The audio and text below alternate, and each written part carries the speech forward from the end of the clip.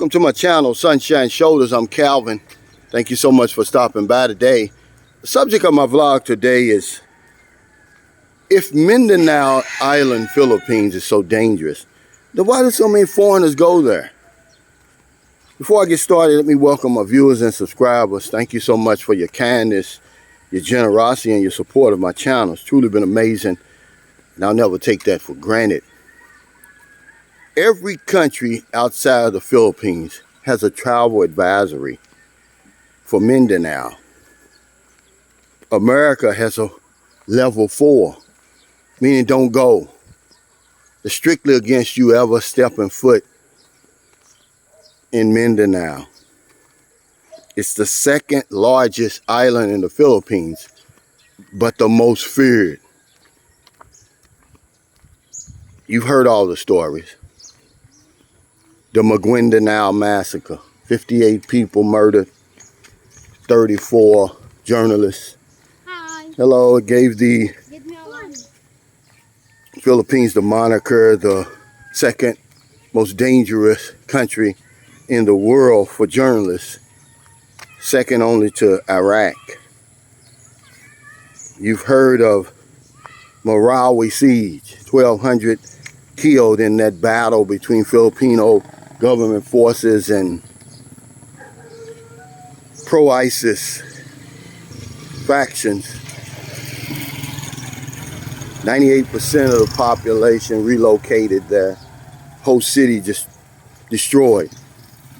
You've heard of the Zamboanga crisis in 2013. You've heard of all the kidnappings, all the bombings, all the terror. But have you heard the good things about Mindanao? I don't think you have. That's what this vlog is about today. I'm not saying don't take heed to the government's warnings. I'm asking the question, if it's so dangerous, why are so many foreigners going there? Not only going there, but living there. Majority of my 13 years in the Philippines spent in Mindanao, on the island of Mindanao. One of the first trips that I ever made to the Philippines, actually my second trip, was to Mindanao. I didn't know any better, although some locals from my first trip, when I told them I was coming to the Philippines and going to Mindanao, they said, no, don't do that. They're going to salvage you, meaning they're going to cut your head off, throw your body on the side of the road. I didn't know what to think of it because I'd already made reservations to go. So I went to a little place called Luwigan. And I tell you what, until now, it's one of the most beautiful places in the Philippines I've ever visited. It's a barangay, a Bislic city. It sits right on the ocean. Undeveloped white sand beaches. But from what I've been told, because I haven't been there lately, but I've been to Mindanao, of course, but I haven't been there lately. There is a few resorts dotting that coastline now. But we visited a little place while I was there. It was called Tanayan Falls. They call it the Little Niagara Falls of the Philippines. This is a must-see destination in the Philippines. Even if you just go there, stay a couple of nights and leave. Mindanao is the 324 miles east to west, 293 miles north to south. And it's just full of just unbelievable attractions, man, that you have to see. If you don't go to Mindanao, hell, it's like saying you never even been to the Philippines before. But we went to Tanayan Falls, and it's like, if I'm not mistaken, it's 4 levels, 4 tiers. It's the main waterfall is like 195 feet tall. I mean, it's beautiful. Water super cold. I mean, this is the type of natural wonders that you want to see when you come to the Philippines. Now, you know that I've lived in Zamboanga on and off for 10 years. I never had any problems there. And I'm not advocating that you moved to Mindanao, anything like that. I'm just telling you, hey, man, buntak. I'm just telling you that a lot of these governments, they cover themselves with these travel advisories. If you get kidnapped, they're not going to pay a ransom anyway. They're not going to try to rescue you anyway, more than likely. I'm telling you that as vast as this island is, those few incidents shouldn't destroy the whole reputation. It's like saying, look at all the murders that's going on in Chicago, New York, LA. That's a reason not to visit the United States. You see what I'm saying? But that Tenayan Falls is unbelievable. It's an attraction that I'll never forget. Wow, they fixed this up quick. These are some apartments. Look like a duplex. Nice too. No one's in there yet. But that was just one of the places. They say it's the widest waterfall in the Philippines, and you know the Philippines is full of waterfalls. But while I was living in Zamboanga, I just want to let you know there's a lot of U.S. military there. If you really feel, if you want to feel safe. I mean, it's a lot of U.S. military there, drones and everything. And remember rule number one, if you follow rule number one, no matter where you go in the Philippines, you're not going to have any trouble. But there's a lot of foreigners that live in Zamboanga. They got a place. I did a short video on Zamboanga, but it's so much to see there. I didn't take you to Santa Cruz Island, the Pink Sand Island that sits right off the coast, about 10 minutes from Zamboanga. Now, you do need a police escort to go there. But no one's ever had any problems. It's because it's a deserted island. Anything could show up at any time at that place, but it's beautiful, man. And Zamboanga itself is a modern city, Filipino standards. Our son was born in Shodad Hospital, but yeah, Mindanao is not as dangerous as what these governments make it out to be. Does it have some dangerous areas? Absolutely. Are there areas where foreigners aren't welcome? Absolutely. But for the majority of the place, the wonders that you're going to witness there, I say go. I went down to Sarangani province. It's the southernmost tip of the Philippines. It's about an hour south General Santos City, which is Manny Pacquiao's hometown. I'm pretty sure you've heard of Manny Pacquiao. They call this the Little Boracay. Crystal clear waters. At night, there's so many stars in the sky. It's so dark there. So many stars in the sky. It looked like somebody took a handful of glitter and just threw it up in the air. It's a beautiful, beautiful place. It has rumors of NPA, but I tell you, man, I've just never had any problems here. And I don't think you will. You go there and act like you got some sense.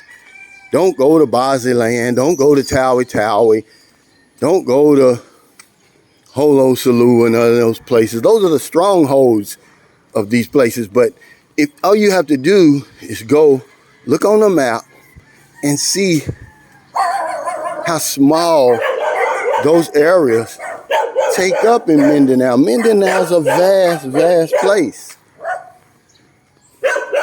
And again, I ask the question, if it's so dangerous, why do so many foreigners go there?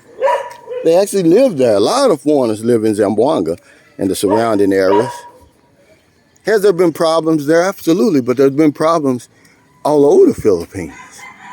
I'm just saying that if you skip Mindanao and you don't make it a bucket list destination when you come to the Philippines, it's like you never even came to the Philippines. There's the Polar. There's the Peton with the Cock Resort, where a lot of you guys always ask me about playing golf. I mean, it's a beautiful resort with a golf course.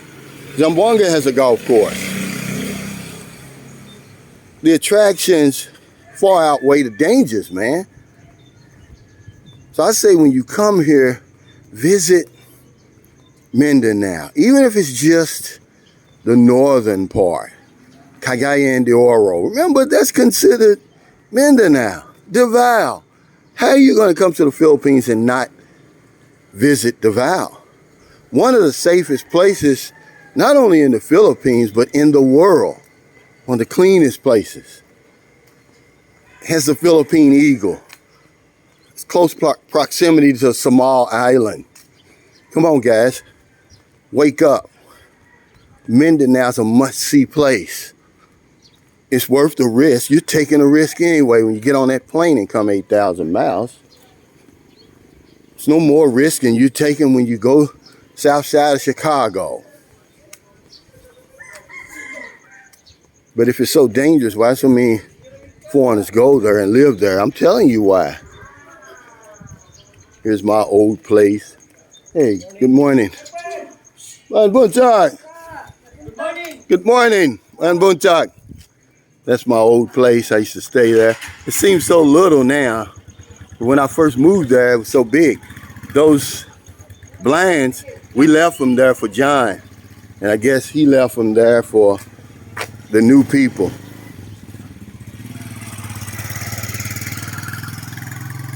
Tenayan Falls, Glen, Davao, General Santos, Cagayan de Oro, Iligan City. There's just so many places in Mindanao that you have to see. That Philippine eagle is in Davao. For all of you nature lovers, it's the biggest eagle in the world. They called it the monkey-eating eagle because it actually eats monkeys, man. But yeah, don't cheat yourself, guys. When you come to the Philippines, go to Mindanao. Take a look around. I didn't say put a flashing red light on top of your head with gold jewelry and fancy clothes and flashing money. I'm just saying go there and act like you got some sense. And you're going to have the time of your life. You're going to see and experience a part of the Philippines that your government discourages you from seeing. I'm telling you, it's not as bad. I lived there on and off for 10 years. Never got a speeding ticket. Good morning, Buntag. Never got so much as a jaywalking ticket. And I did get a jaywalking ticket in Cebu. I just wanted to talk about this because I need to talk more about the Philippines instead of these relationships all the time, man. We can beat that to death. We can beat that horse to death.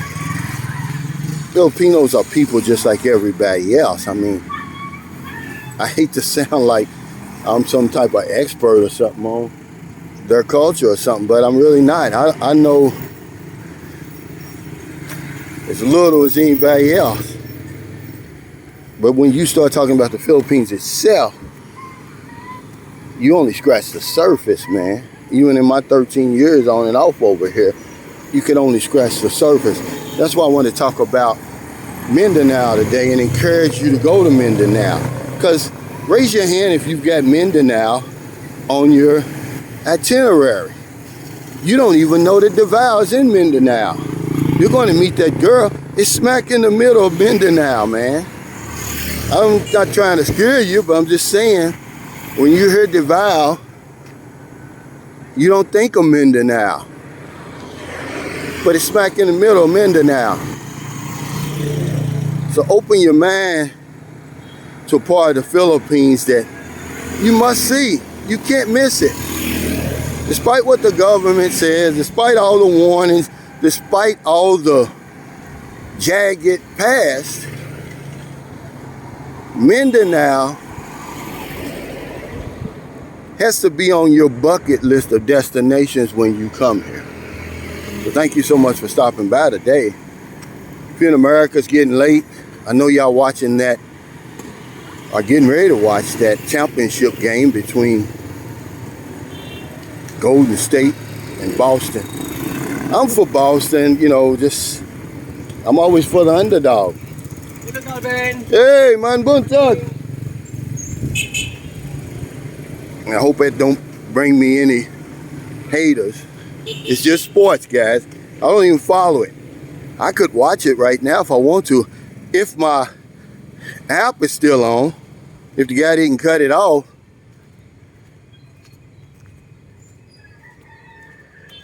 I hope you find somebody to help. But if you don't want them late grocery runs, beer runs, weed runs, just getting off second shift when you're on your lunch break, see somebody in the street, buy them something to eat, buy them something to drink, give them a few dollars. We're in the Philippines, it's early, man. I guarantee you, it's probably about 7:30 on a Monday morning already. I'm just making a little stroll through Margarita Village Extension. Not a day goes by that we don't help somebody. We'll be heading up to Small Fries Resort, Calatrava, visit one of my subscribers, Danny from Road to the Philippines. He came from Davao to visit us, so because I'm going to be leaving for Cebu Wednesday, I told him I would come there and visit him. So look for my interview with him, and I think he's going to interview me too on his channel. Every day I go out and find somebody to help here. Because if I don't know anything else, I know this one thing for sure. When we help other people, we help ourselves. Take care, stay safe, stay COVID free. I'll see you next time.